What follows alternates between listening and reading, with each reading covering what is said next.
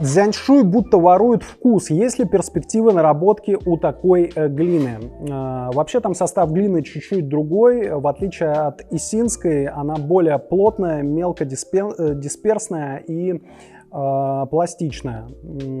При обжиге там глина спекается практически до, как сказать, то есть стекловидного такого состояния, и поры закрываются. Это делает чайник менее проницаемым, чем исинский, но тем не менее не полностью герметичным. Поэтому, если отвечать на этот вопрос, да, они нарабатываются, но гораздо менее активно, чем исинские собратья.